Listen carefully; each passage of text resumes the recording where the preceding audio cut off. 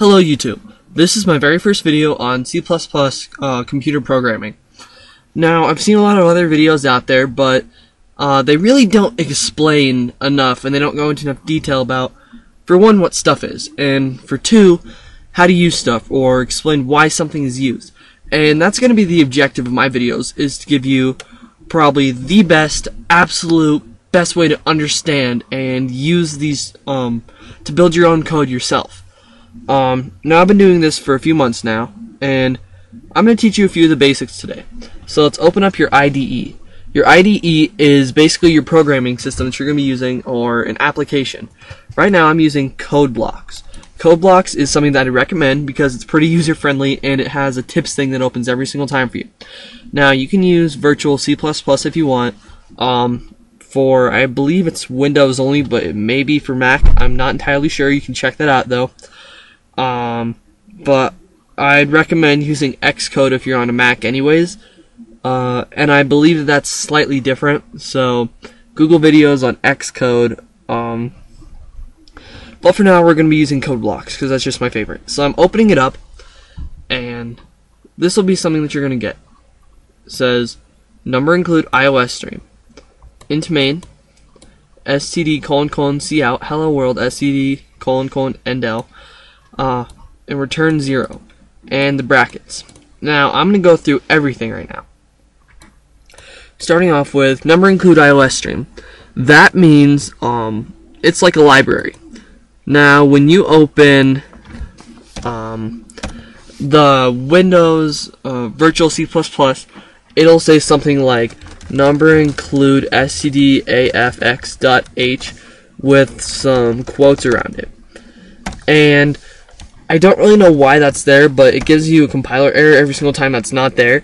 And make sure that's at the very start. It has to be before everything else. And they're called libraries.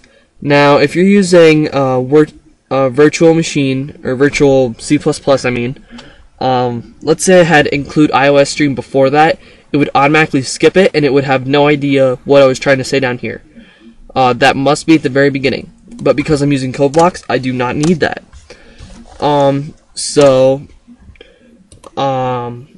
That's basically a first look at your libraries.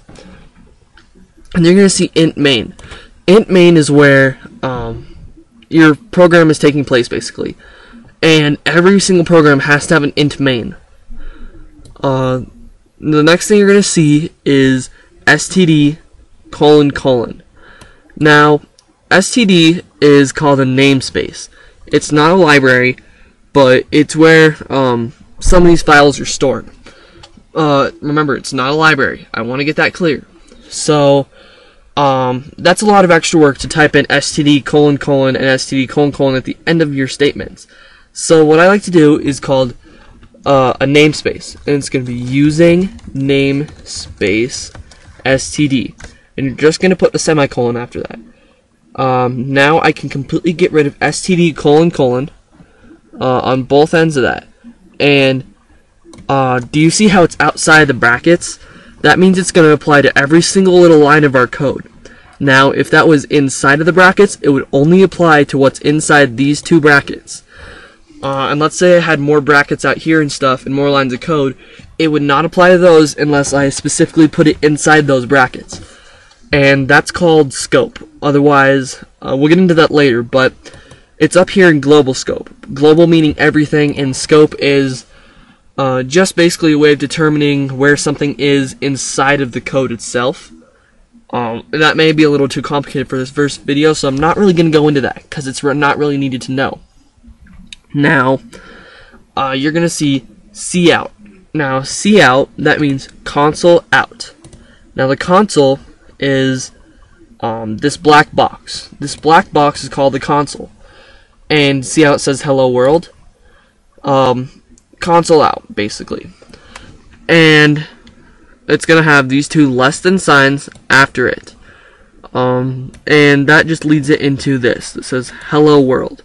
Do you notice how there's quotations around hello world? That shows that it's speech. Do you see how it does not say cout, the less than signs on each end, or end L?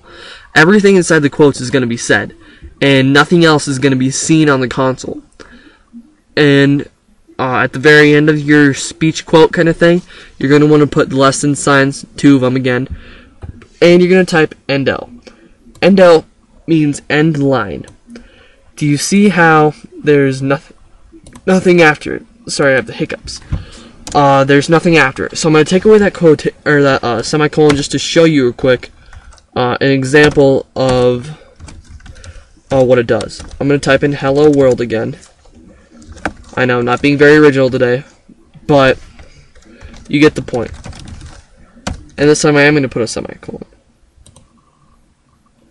Now, do you see how it ended the line? That's all it is. End line. You can have that in the middle of your file, or in the middle of that line of code. But once again, that's probably a little too complicated for this video, but just let you know it can be used like that, and we'll get into more of that later. And you're going to see return 0. Now let's say I had numbers and stuff, and I wanted to do more with those numbers. Right now it says return nothing, meaning it's not going to return anything, but I could actually return those numbers later and do something with them. But now that we've taken a first look at our C++ programming, or in other words, the structure of a program, I feel that I can move on to something else now. Look forward to our next video, which is going to be learning how to declare some variables. See you next time. Goodbye.